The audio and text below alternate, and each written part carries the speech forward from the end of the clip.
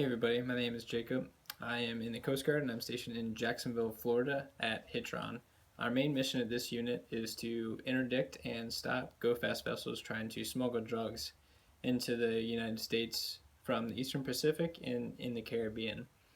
So we have 10 helicopters at our unit. They are MH-65 Delta models. They're made by Eurocopter. They're small two-engine, four-bladed helicopters that were actually used as commercial transport helicopters, but the Coast Guard got them and outfitted them for search and rescue, and in our case, counter drug missions as well. So we deploy to 4 different types of Coast Guard vessels and a couple foreign vessels actually as well. So my last deployment, I was on the smallest Coast Guard vessel we go to, which is a 210-foot cutter, which might sound big, but when you put almost 100 people on it and a helicopter, it gets really small and there's not a lot of space for anybody. So on my last deployment, we were in the Eastern Pacific, transiting back through. We had about 2 or 3 tons of drugs on board that we had gotten from cases over our 50-day patrol. And all the drugs were on the flight deck right in front of the helicopter, covered by a tent, just trying to keep them out of the elements as best they could, even though they were packaged up pretty well. So I had a couple guys sitting out there just to make sure anything crazy didn't happen. So we came back, went through the Panama Canal, and over to the Caribbean side, and started transiting up because we had a deadline a couple days later in Mayport for a drug offload with a couple DEA agents.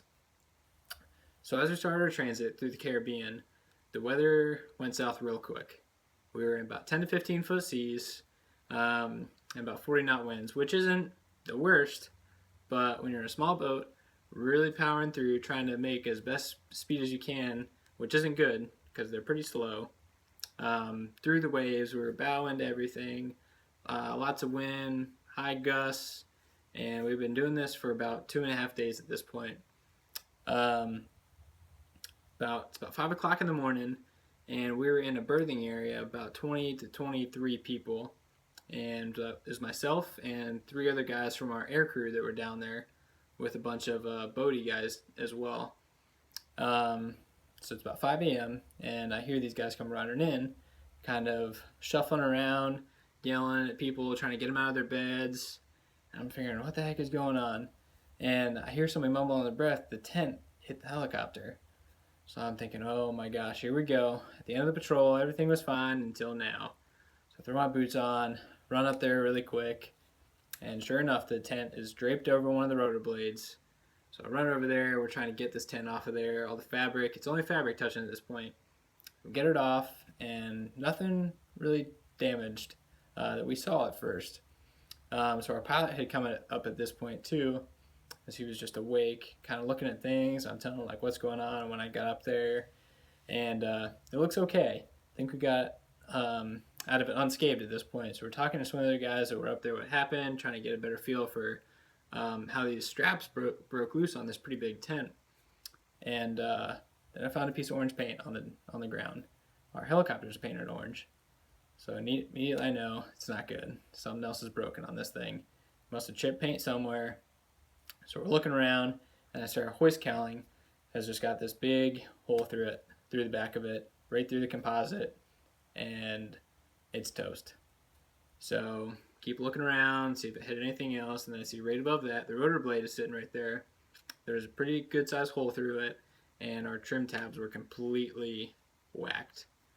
So at this point I know we're not as good as we thought we were. So I get up on top of the helicopter, start looking around, see if I find any more damage, and sure enough, all 4 rotor blades had deep scratches all the way to the Kevlar, which is way out of limits, can't fly at that point. And so I knew the tent must have gotten all the way on top of the helicopter, and then they tried to rip it back off. But I didn't know that because I wasn't up there at this point. So I know we're grounded, and this thing's going to have to get craned off in Mayport. So the boat keeps going, they're chugging along, trying to get back to Mayport to make their drug offload date, which we surprisingly did, considering everything that had been going on and how bad the weather was. So we finally get there, and we hadn't touched the plane in about 5 days now, because the weather was just so bad we couldn't go outside and do any corrosion preventative. So we get to Mayport, drugs get offloaded, and then we go ahead and crane the helicopter off as well. So So we got to throw this thing on a trailer, take the blades off, and then drive it back to Jacksonville to the hangar. So get to the hangar, get it all unloaded, and call it for a couple days, get a break, go back to work. And that week, we find out how bad all this damage really is. The rotor blades, they're done. They're $110,000 a piece. This is not cheap. And then we get word that the sea spray had been so bad, it had been caking the helicopter for 5 days. The gearbox was done, the tail gearbox was done, and both engines were all trashed.